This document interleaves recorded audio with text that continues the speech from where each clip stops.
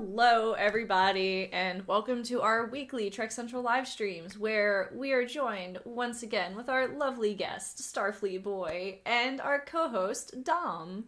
Once again, we're going to be talking about Lower Decks and what we thought of the most recent episode. Where pleasant fountains lie. Yes. Yeah. Maybe pleasant fountains. There was pleasant. I liked it a lot. And then we'll also be talking about what to expect next week. With the very interesting titled I Excretus. So we are in for definitely a Lower Decks episode. So yeah, as you can tell, we're looking forward to that. I think this calls for an oh my. Yes. What does it mean? We'll find out tomorrow. But yeah, first thoughts on this episode. Starfleet Boy, do you want to start us off on where pleasant fountains lie? Yeah, it's I find myself saying this every week with Lower Decks, but this is my favorite episode so far. I loved this one so much. I'm glad. I almost called it my favorite episode too. I loved it. It just every week, I at first I was reluctant. I was like, oh, it's not gonna. I don't want it to be my favorite episode. Last week was so good, and then I was like watching it a couple more times, and I'm like, no, it's my favorite episode. It's like, it's so funny. But I loved everything about this episode. It was just the two stories were really both compelling, but I found myself just laughing out loud at all the Billups and Queen Paolana, I think it is. Yeah, gosh, something like that. Storyline, and it just reminded me it was just reminiscent enough of Luoxana Troy, but not like completely copying it. Like it was just original enough. It's very with much the whole own character, but still has that like flavor of Luoxana Troy. Yeah. Which was very nice. Right, exactly. And so yeah, it was just delightful, and I think that Lower Decks is on a roll this season. Like they're just like hitting them out of the ballpark, as we say. And I have no idea what the heck's going on this season. Like I'm trying to figure out. Like I'm trying really hard to like cipher, what they're planning. But it's totally a mystery to me. I'm so excited to see where the show's going. Mm-hmm. And Brie, what were your... I mean, we know that you really liked this episode, but what did you really like about this episode? It might be my favorite episode so far. It was so funny. I laughed so freaking much during like the Billups stuff, but at the same time, like the whole away mission with Mariner and Boimler was the thing that sticks out to me the most, only because it actually had me going for a while where I was like, he's being tricked by the computer. Like, he had me for a moment when he went to plug in. Yeah, same. When he was like plugging in, I'm like, why? Why, Boimler? What are you thinking? Like, how did you not learn anything? And then he's just like, nope, I gotcha. Been using you. And I'm like, I love this. I know, like, this is so different than season 1 Boimler, and that's what I was hoping. Like, I just wanted the status quo broken, and they did. They made it so that Boimler knows what he's doing for he's not so green, And and that's the other thing is, I loved it. They did the tricking the computer thing, but without the usual way they do it. Like it was great. Like it's not like outwitting the computer, or out logicking it or whatever. He tricked him in the sense that like he really thought the computer really thought he was on his side. He's like, yes, I've got him. He's like, no, that's the light dimmer. Yes, the light dimmer. I will blind you. Flash, flash, flash, flash. But yeah, what I thought was like really interesting is on the first watch of this episode when Agnes, Jeffrey Combs' character, which also great that we got Jeffrey Combs back, which we'll talk about, obviously. But when Agnes showed Boimler the recording of Mariner reassigning Boimler off the rustling giant centipede mission, which sounds dangerous. I don't know why Boimler would want to go on that, but I guess it shows how much he has changed as well.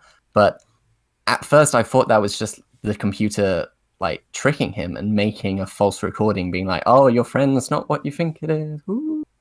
But then she admitted to it. And then she admitted it, and I was like, Mariner. I also thought that. What? Why are you doing this? I guess, and like, I've had discussions with other people about Mariner's why she did such a thing, and it could be related to the fact where in previous episodes she has talked about how she has been abandoned by so many people. They have been promoted off ships while she's stayed as an ensign and just got demoted over and over again. Like, one of her Starfleet Academy best buddies is now a captain. Yeah. And she's still an ensign. So it could be that she's just really trying to hold on to Boimler because she has found a good friend, and she's letting that get to her and doing these selfish things. And I think that's really cool character-wise that she's doing. Do I agree with it? No. But it's cool nonetheless. Yeah, I found myself having like mixed emotions about the whole thing. Like I was like, Mariner, like, come on, you're gonna mess up your friendship and stuff. Like, you gotta let him go. Like, the best way to hold on to something is with an open hand, Mariner. Didn't you learn that? Yeah, exactly. But yeah, talking about Agamos and Jeffrey Combs, we've now got him back in a Star Trek, and he has added a evil sentient computer to his repertoire of Trek characters. And Agamos I love when he tries to be like friends. Like, he's like, I've changed my ways. I've purged my manipulative subroutines. I want to be the next 7 of 9, Agamos of 1. Just drop me off at the academy next to the computer terminal. Yeah, and it was definitely a really, I guess, different evil sentient computer than we've got. Yeah. Because like we've had Landru and Val and all these other evil sentient computers, it's very TOS. But he's very, I don't know really what the word is, but just desperate to get plugged in. And it's kind of sad. He's pathetic. It's true. Yeah. It's like, and the funny thing is that how many, like, was it hundreds of years that he had kind of ruled over the guys in the beginning, like that civilization? I think I said something. But what was also very cool was it was a long time. Like, they made a religion over him, so it's long enough that a religion was formed. Like, it's not like he made a religion that was a great out of gag or anything. And he's like trying not to. Oh, okay. So don't look at the mural behind me. Agamos has been responsible for manipulating a society to fight a war that lasts over a century. Okay. So yes, he has been in power for over a century on this planet. So I guess when that's all stripped away from you after an entire century, you do kind of really desperately want that back. So yeah, I guess it does make sense that he's so whiny. In wanting his way, but what I really liked were the drones. To say anything. But what I really liked was the drones he has are like updated models of the Echo Papa drones from Arsenal of Freedom, all the way in TNG, and that's a cool drop. Whether like he found one of those drones and like modeled his drones after them or whatever, that's really cool, and just a little bit of like continuity in modeling. Wouldn't it be cool if he was the computer that controlled all of those on that? Because like there was a computer controlling everything down below, right? Like in that chamber or whatever. That'd be really funny. Or in Arsenal of Freedom. Yeah. I haven't watched Arsenal of Freedom in a while. Yeah, I couldn't. I'll be honest. When you said that reference, I was like, whoop. Because I honestly cannot remember the last time I've seen that episode. I think I have to have seen it. I've seen every episode. It's season 1 TNG, right? That's why. I don't watch a lot of reruns of season 1. Yeah. Season 1. It's been 3 years since I watched season 1 in earnest, but I just got the Blu-ray remastered, and so now I'm going through them. But I've only made it as far as what was the last episode? I can't even remember. Oh, I just did the battle the other day, which was fun. Very nice. Yeah. Well, we've talked a lot about Agamos, Jeffrey Combs. We may come back, but let's talk about the Moonavine and Billups's mother. And Billups turns out his full name is Andorifio. And he's a prince. And he's a prince. But it's following this trend of, so this could be Sam Rutherford, but no, it's Samanthan. This could be Bradley Boimler, but it's Bradward. Bradward. And now we've got Andorifio instead of Andrew. Yeah. Becky is Beckett. Yeah. So I really like that, but it's definitely, I didn't expect them to go this way with Billups. I did But I not think either. it explains him as a character so well. Like in a previous episode, I think in season 1, I think one of them's like, oh yeah, talking to women is Billups' final frontier. And yeah, I guess it makes sense if he just wants to stay a virgin and stay an engineer. Hey, he doesn't have any interest. Doesn't have any interest. It's interesting.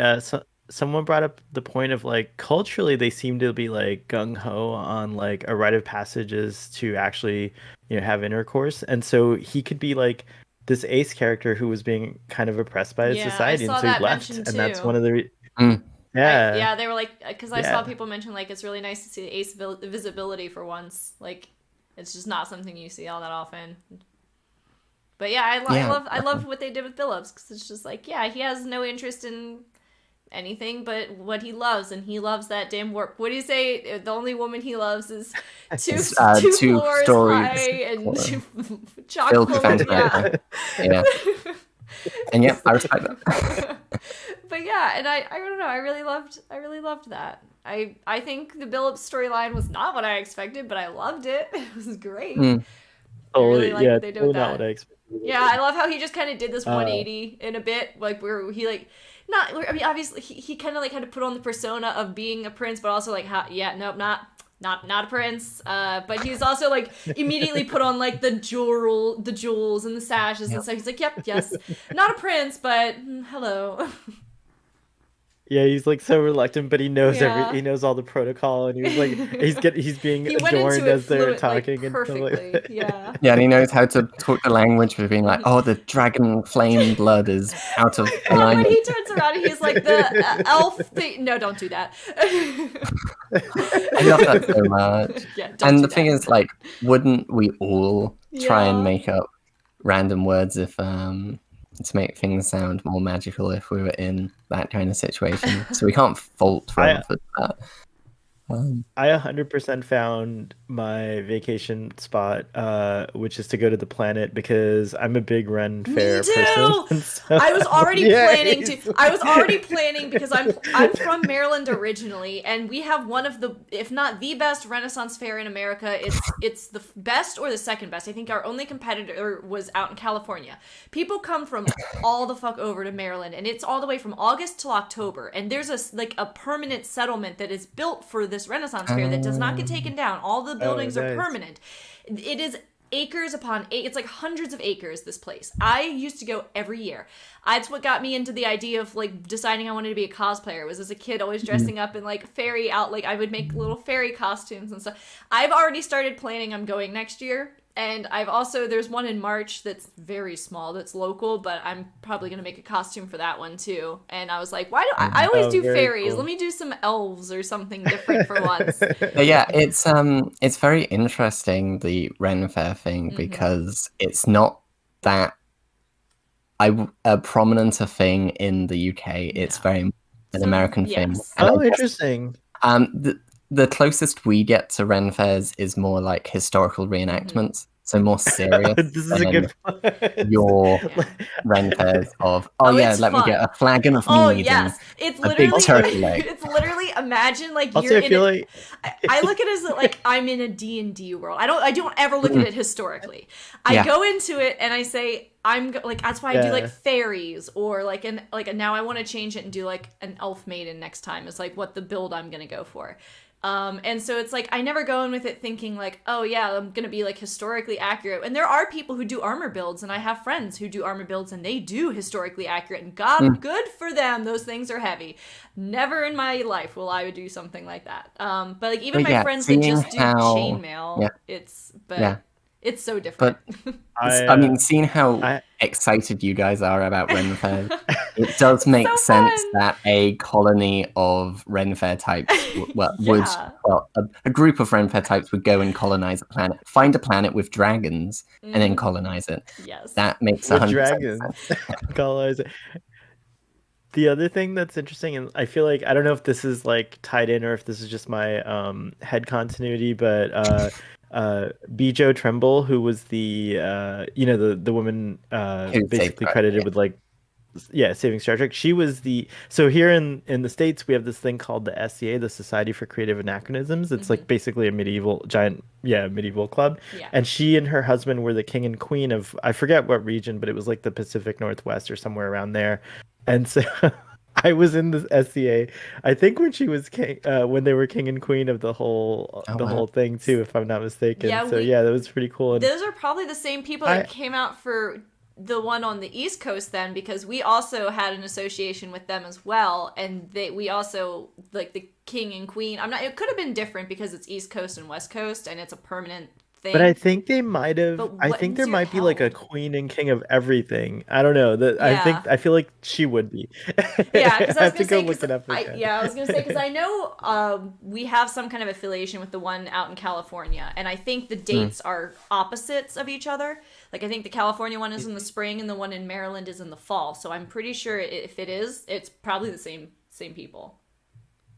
And when you go to the SCA Dom, like it's like it's a full immersion thing. Like people are reenacting medieval times. Like there's jousting events. Like people speak in the so it feels like those people and the Ren Fair people got together and went to this Yeah. planet and created the Monavine. I love it. It's great. I But would what's live there. also really crazy about the Bonavine is they have horses on their ship. Yeah.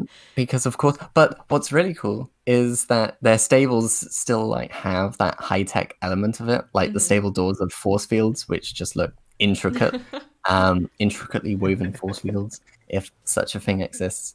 And I just really love that they have this tech, which is like warp drive and force fields and everything else, but they've just made it their own. The docking Right. ring looks all fancy and medieval.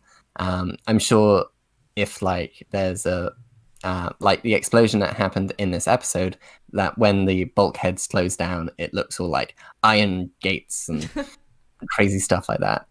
So it was really nice seeing this different culture and how they use this technology to basically create their own culture. Yeah, 100%. And it was a fun take on like a less serious take like before you got like these colonies of like Scottish people somehow and like you've got like a colony of Native Americans Yeah. or This one seemed to indigenous be like a peoples very that like went off. innocent version of that.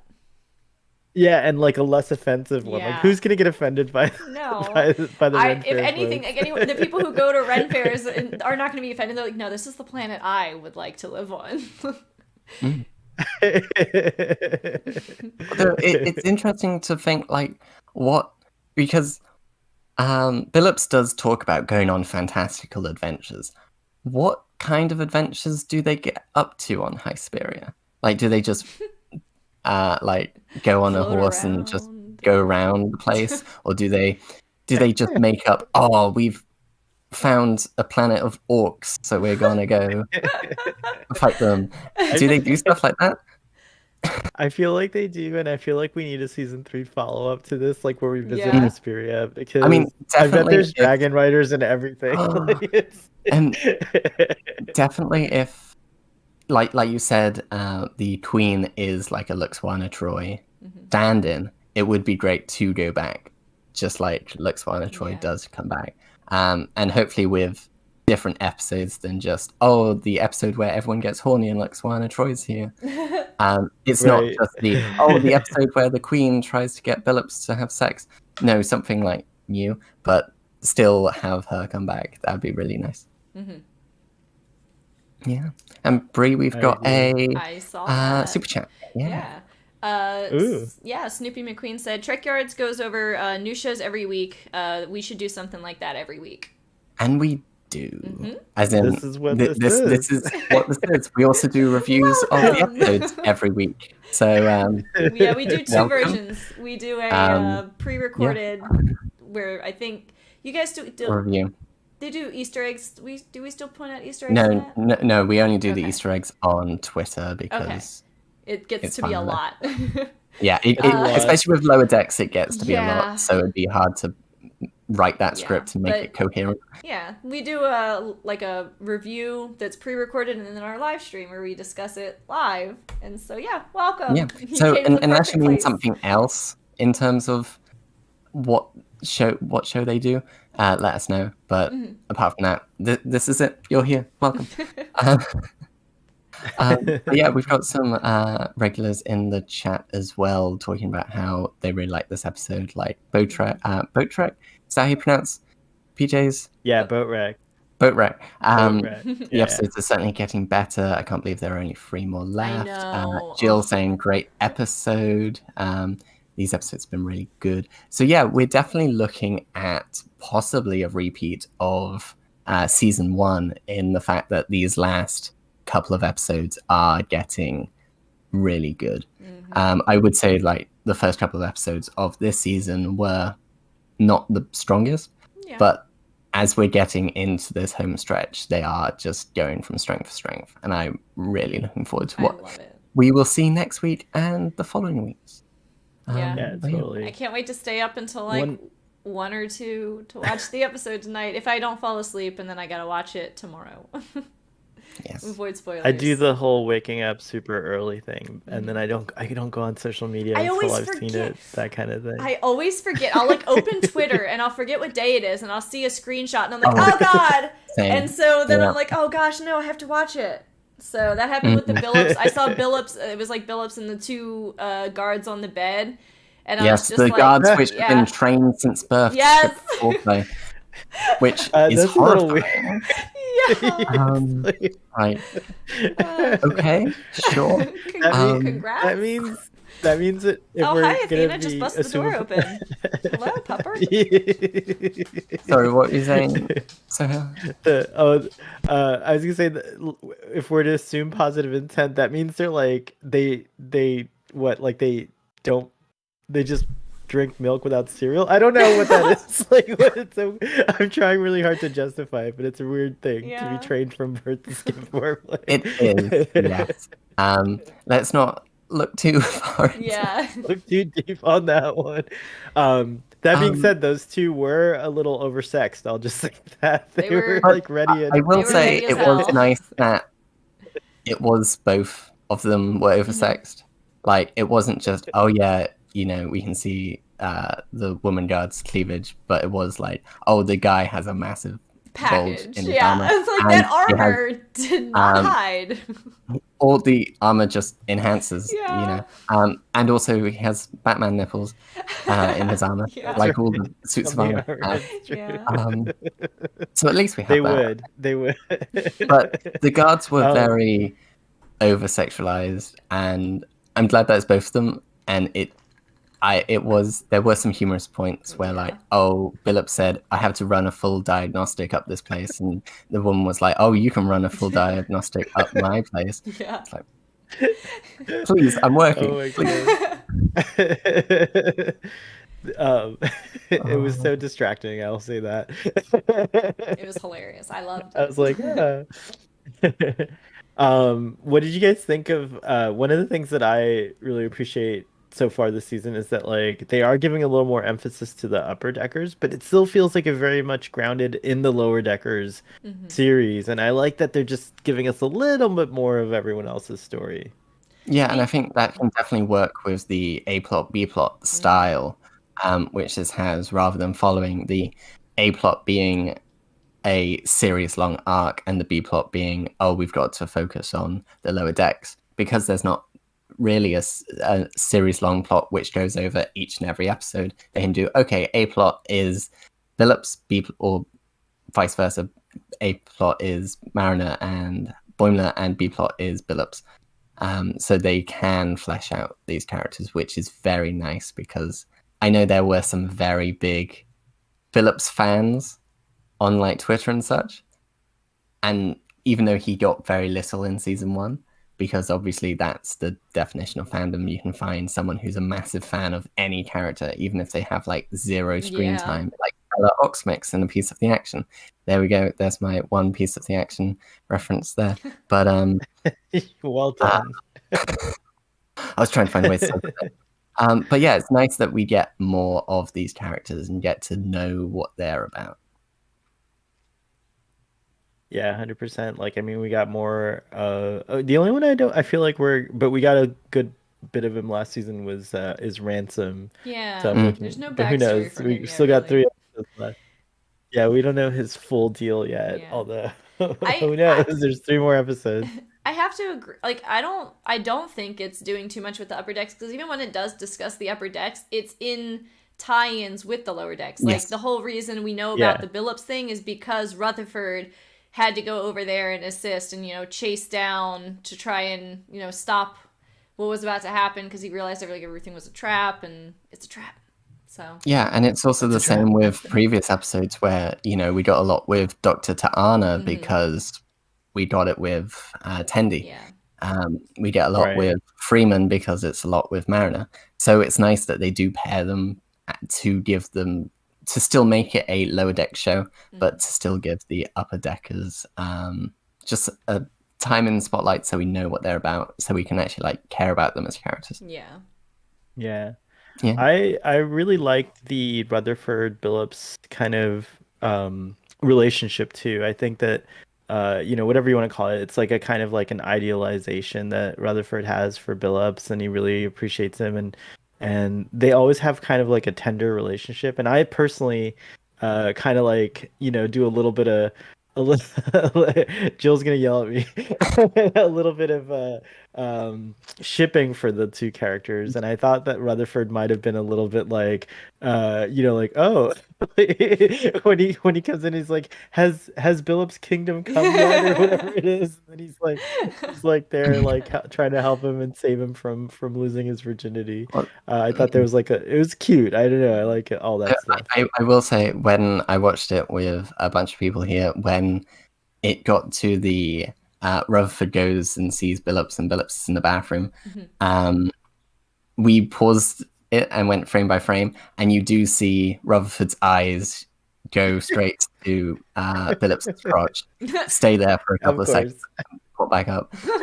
So whatever you make of that, who knows? That's funny. I was surprised at how ripped Billups was. I know. I was gonna say everyone's ripped. Yeah, he just takes off, and he's just jacked.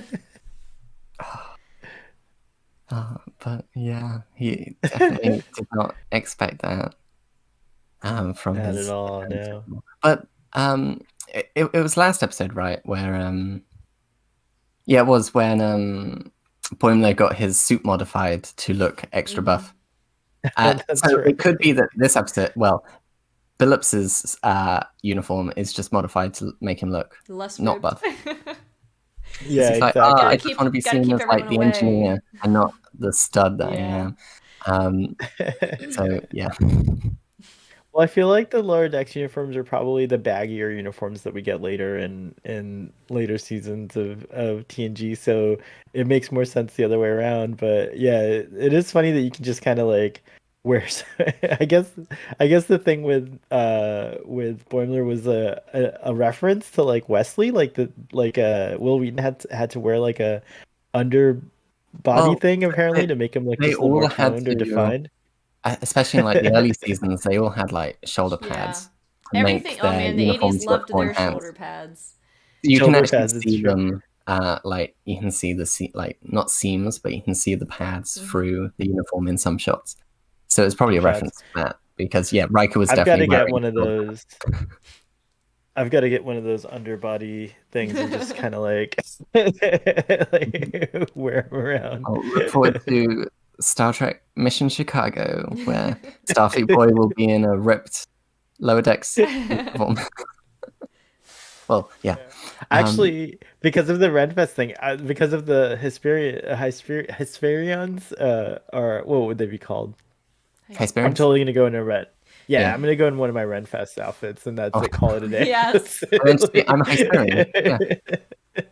But talking about Hesperians, I do want to make note to one of my favorite Hesperians, which is the Bard. Yes. Which we find out that his name is L Player. Yes. Which friends should know him as Lute Player. Luke which was just amazing that that's his name, and he's played by is it Phil Lamar, who played like 3 separate characters in this episode, which is just crazy, because he voices like Admiral Freeman, and now he voices the Bard, Mol Mol, the alien from the beginning who worships the evil computer, or worshipped, and one of the evil computers at the end. So out of 5 low deck characters, 3 of them were in this episode, which is pretty cool. That is pretty cool. That character was pretty cool. I love that they have hidden this like disruptive technology in the loot, which can like short circuit the comm badge and stuff like that. Yeah, it was pretty awesome. Who knows what else you could, what La Playa could do in a tough situation. Have we actually seen any like technology like that before? Because I feel like we have, but I might just be mixing franchises. Some sort of like audio sonic disruptor in Star Trek. I think we might have, but I mean, if anyone in the chat knows, let us know. But I can't remember. Well, there's also in Discovery, there was that time, and there was like that loud squealy noise, and they were like, turn it down, like turn off all the receiving stuff, and it would, but I don't think that was necessarily an attack. And it was the harmonics. It was the harmonics, and it was like so freaking loud, and even when they had all the comms off, you could still hear it through the ship. The Battle beacon of the Binary Stars. Yes, the beacon of Kalis. Yeah, that's the only thing. That's the first thing I thought off of. That makes sense, because that was overloading sensors and stuff. So yeah, there we go. We've seen technology like that before. In the chat, comm blocking loot is someone's name in the chat. It's Jill's name. I forgot my screen name for this episode. Jill also said something earlier saying, I think that Jet Reno, who basically thought of black licorice as an accessory, set the default for all replicators to black licorice for her own convenience. That's right. Which would be amazing, and I love that little headcanon. Because I mean, I don't know about you two, but it's dislike horrid. Black licorice. It's disgusting. Yeah. Any kind of I don't like any licorice really. Blech. I love licorice. I just had red vines the other day. Have you ever eaten red vines? Very different. I can't stand any kind of licorice. I don't like red vines. I don't like black licorice. The only kind. There's like brown licorice. It has to be like really fruity. Like I don't like the cherry flavor or strawberry or whatever it is that the red vines are. Makes sense. But there's one flavor, I forget what. I think it's like a tutti frutti one that I can stand because it doesn't really taste like anything other than the flavoring. But yeah, I'm not a huge fan of licorice. Yeah, there's a British grocers and a German grocers in my town. I'm gonna go visit and see if I can get some authentic licorice, because apparently in America we don't have the correct stuff, so I have to go find it. It's even worse than British licorice. I actually it's no, yours is much better, because I got sent my friend. Yeah, that's what I was Adam Cleary sent me a box, and one of the things in there was like a joke, and that was the licorice, because like just no one really likes licorice. So but I will say I don't like licorice. They weren't the worst, because they also had like confectionery mixed with it too. Licorice. Huh? Interesting. That's true licorice. Yeah. That's not your American ours weird licorice. Is disgusting. The one that I got sent had like confectionery layers, and it was not bad. Like even my mom, who hates licorice, tried one, and she was like, not the worst. So I will say there's huge difference between what we have here and what they have. Ours is horrid. It tastes like fucking shoes, like rubber shoes. It's the worst. So what we found out is that the Starfleet Boy would have been fine stranded on that planet, but both us two would have plugged Agamus into a computer to get a nice iced tea or whatever he offered. Iced tea or a glass of water. Yes. Please, just plug me in and I'll get you some guacamole. I like this guacamole. It's like such a way of delivering. Jeffrey Combs is such a great way of delivering all the lines. Oh, man. I'm sure. I mean, I think they did an interview with him on StarTrek.com, which I haven't actually checked out. Yeah. But it would be interesting to see like how much fun he had in this role, because he did seem It like he seems had. like he had a ball. It seems like he had a real fun time. At least they did. Yeah. Mike McMahon said that unfortunately they couldn't have him in like the studio. He had to record remotely, sense. so that was the only drawback. Mm-hmm. But otherwise it was like a lot of fun. Yeah. I was trying to say something. I can't imagine they won't have him back for season 3, and Yeah. hopefully by then they'll be doing studio stuff again. Oh yeah, definitely as like a new character. Like, sure, I'd like Yeah. Agnes to return as like, the scourge of the Daystrom Institute. That'd be a great horror episode. But I would like a new character from Jeffrey Combs, because the more characters he can get, the bigger enjoyment us fans will have. Absolutely. Because He's a darling of Star Trek. Yeah. Any reoccurring characters that you guys would like think that he could bring back to Lower Decks, like Brunt or Wei Yun maybe? Oh, you can definitely see a cold open with Brunt. Mm-hmm. I could definitely see that. Yeah. Where it's like Brunt, FCA, and Mariner being like, "We know who you are. Get lost."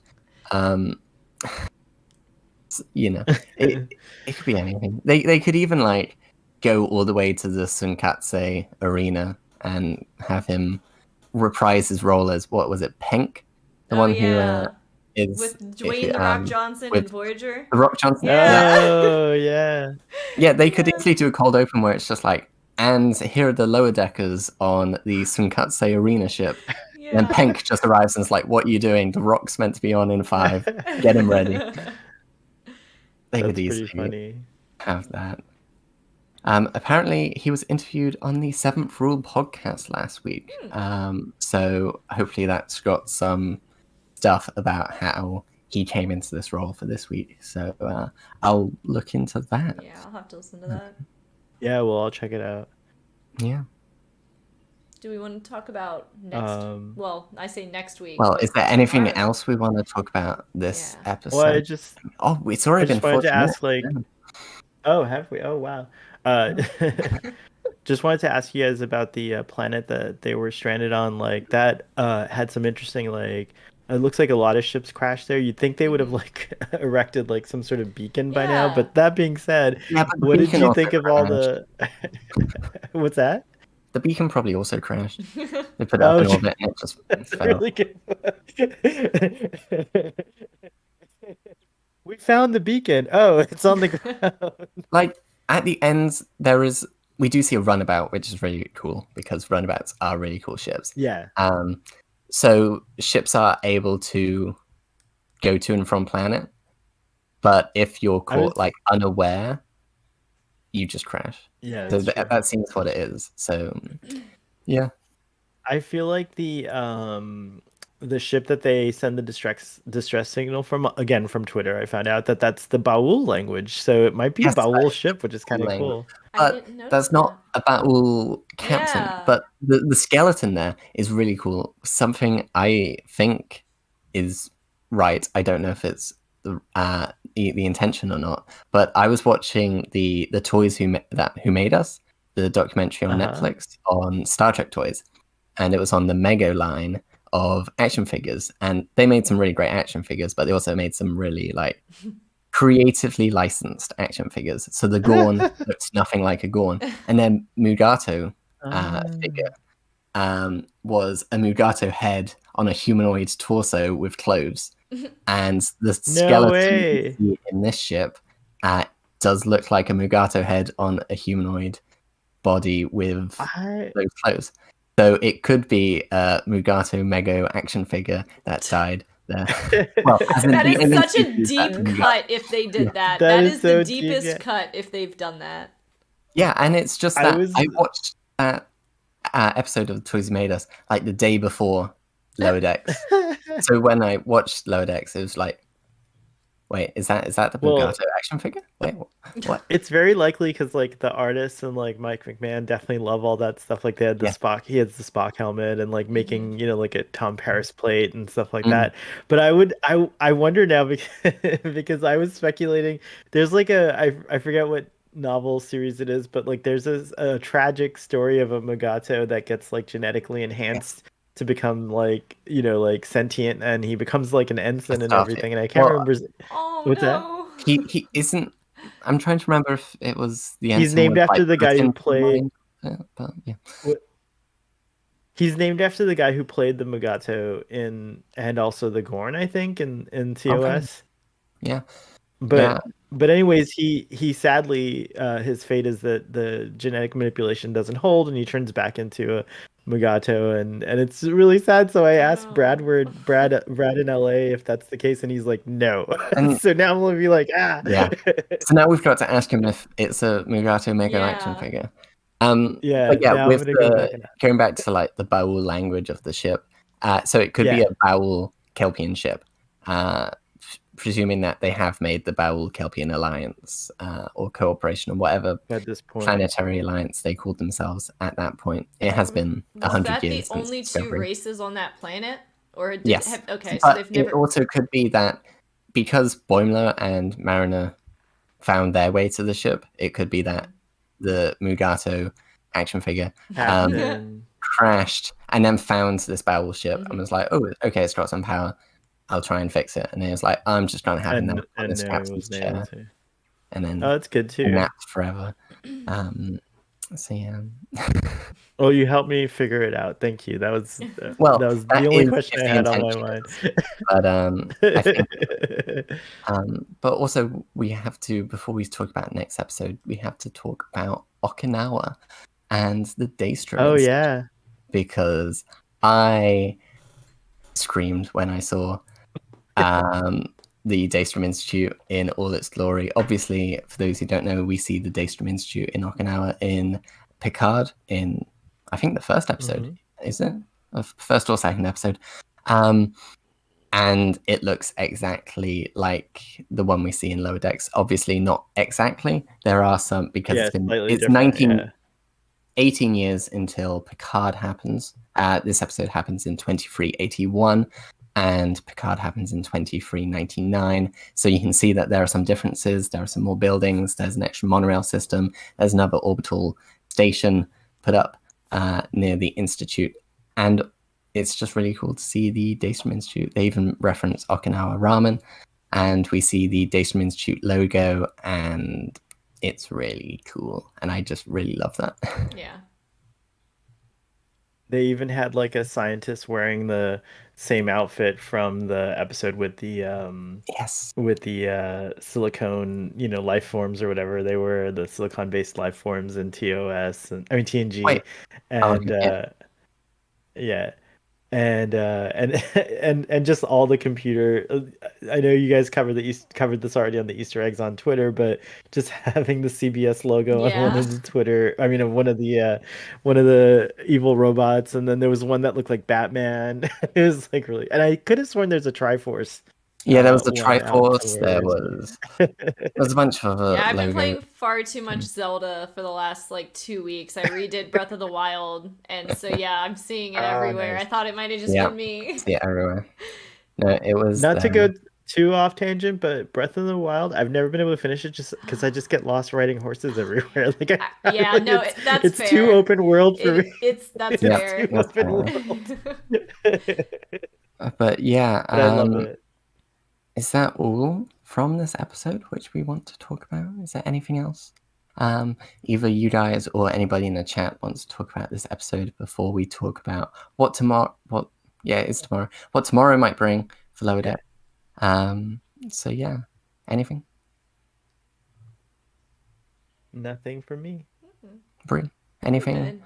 I'm just excited. I keep seeing the screenshots of Mariner and Mirror Universe. Yeah. So yes, let's talk about next week's episode, which is called, as we said at the beginning of the episode of the stream, I Excretus, which is an episode title. Yeah, it's some kind of name, and it looks to be the what the species called, the Paladronians, the species that can split in three from TAS series, the animated series. And it looks like they're doing some kind of training drills on the crew or something like that. trills on the crew. So it's probably like drill. holodeck related. This one I do agree, I think, is a holodeck, just because I think in that same screenshot let's talk about that. Do you think the Borg then could be in the holodeck? I mean, we talk about that, and I think that's got to be the case. You do say like, oh, we got that last season, but don't do it again, please. I feel like if they're doing drills the title, and the title, I feel like the title too, like I Borg, I Excretus. Excretus sounds like a weird Borg name. Yeah, it's like Locutus, but worse.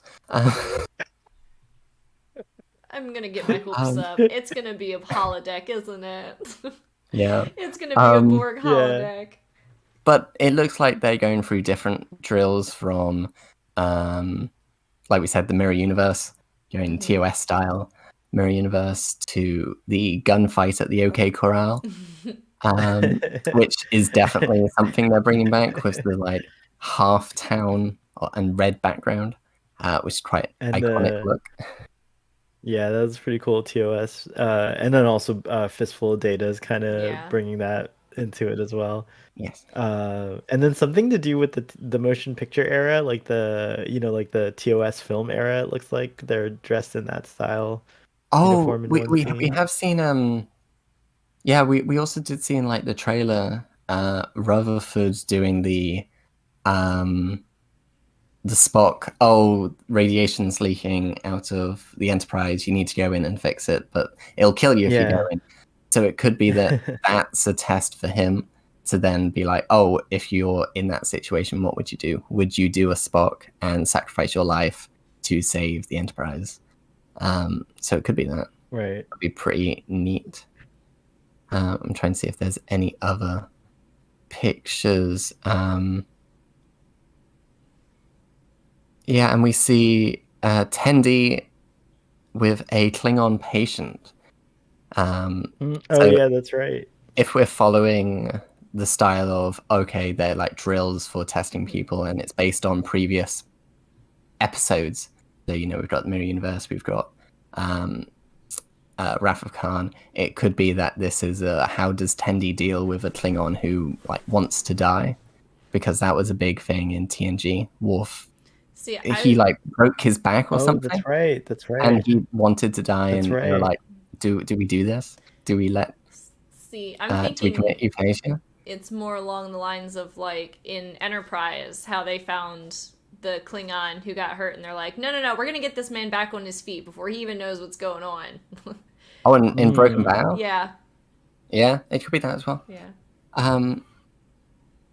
Yeah. And there's a really nice, cute picture of Dr. T'Ana and Shax in a lower decks bunk, snuggling up to each other. They definitely have a thing together. Like, they flirt so much. They're in if they're not in a relationship, they're definitely fraternizing. They're definitely like friends with benefits. For sure. Oh yeah. Yeah, they're hooking up for sure. Oh yeah. Yeah, T'Ana wants to get her coital hooks in him. And she just got her physical. Thing. She can check on him all night. It's such a wild couple that none of us could have predicted would happen. I mean, some people really like cat girls.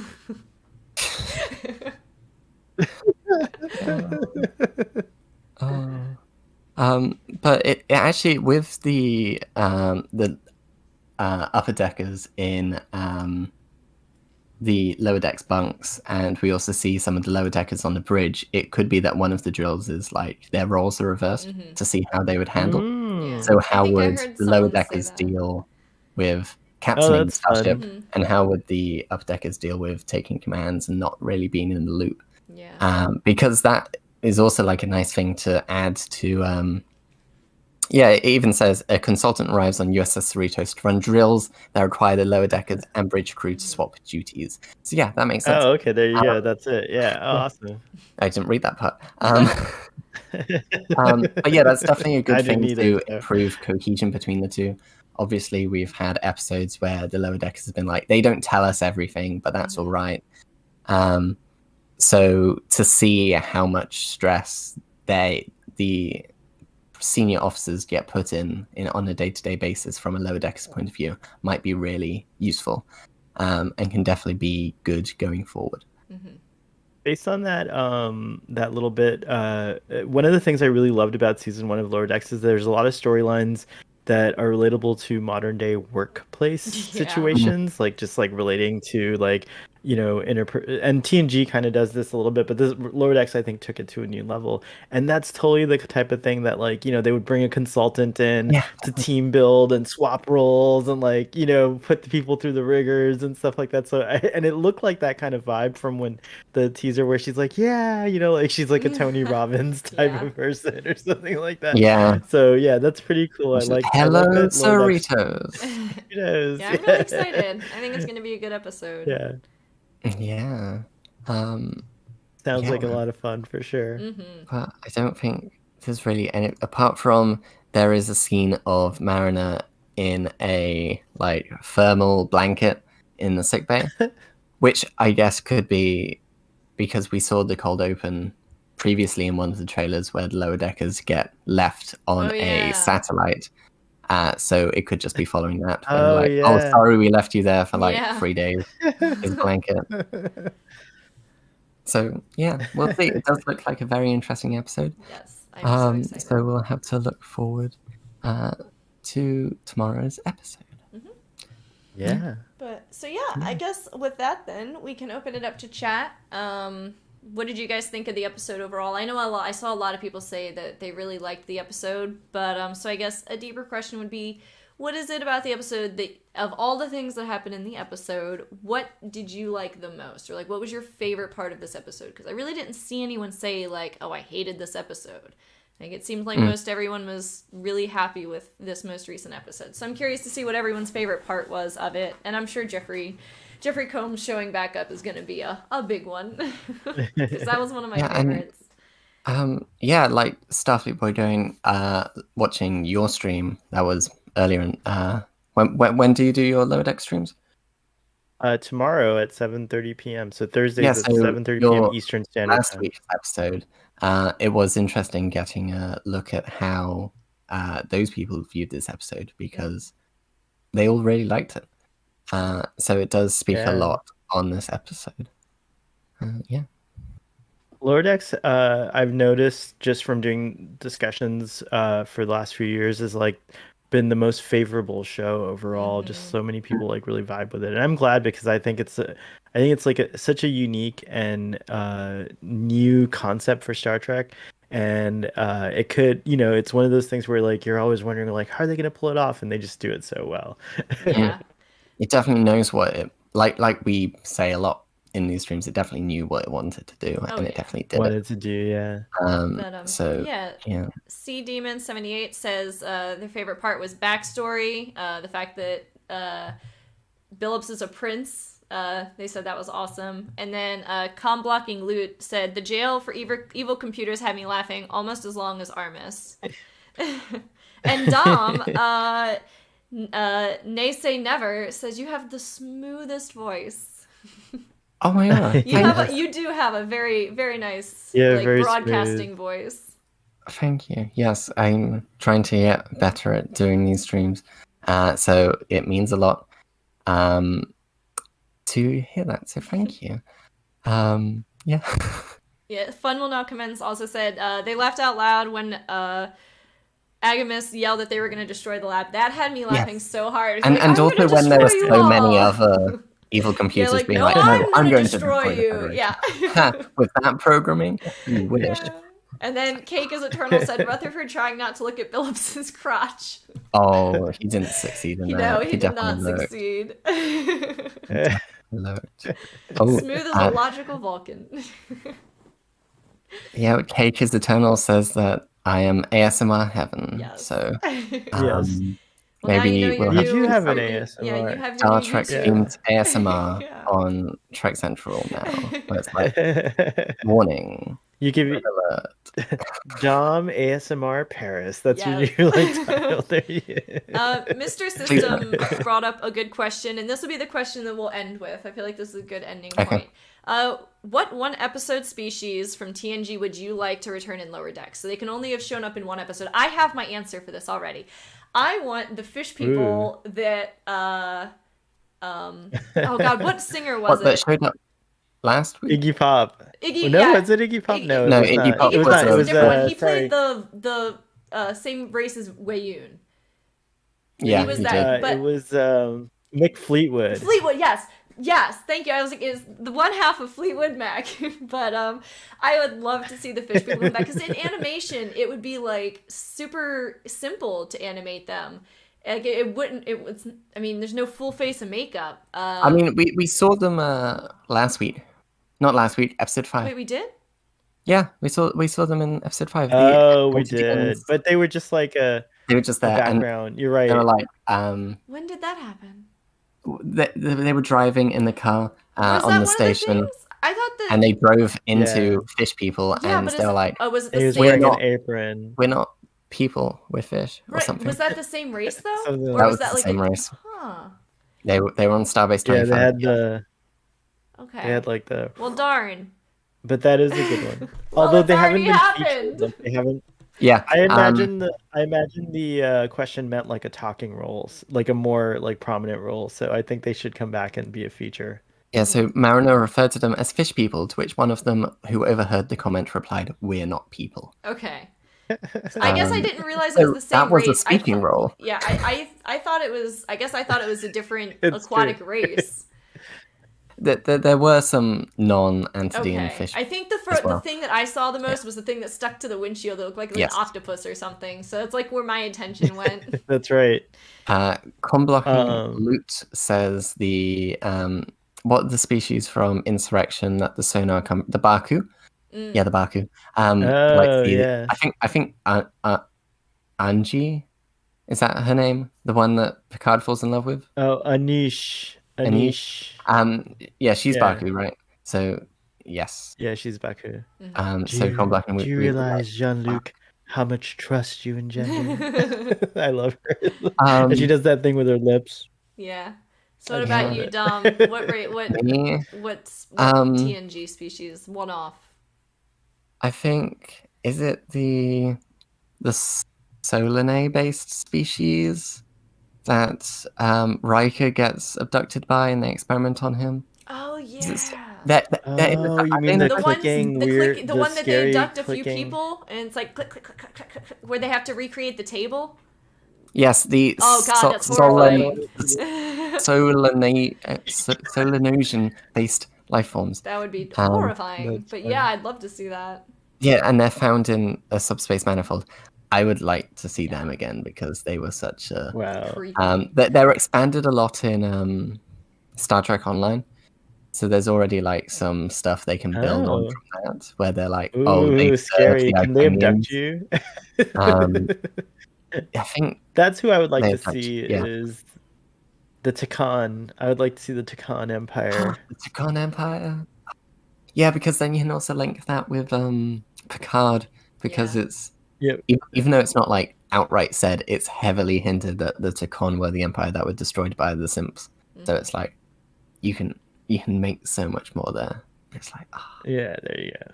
So yeah, there we go. We've got some Antideans, some Takons, and some Solanosians, which is an interesting mix of species. Yeah. But there you go. And All in the Akis- same episode. Akis Eternal does say, "Why haven't we seen the crystalline entity yet?" I think saw we a did screen. see one in a trailer. Yeah, I saw a So- trailer because I saw that and I got really Ooh. excited because it was in a trailer. We Yeah. saw it So animated. we may see them in a future episode. Cool. Well, Yeah. as in we haven't seen They're- them yet, so surely they're in a future episode.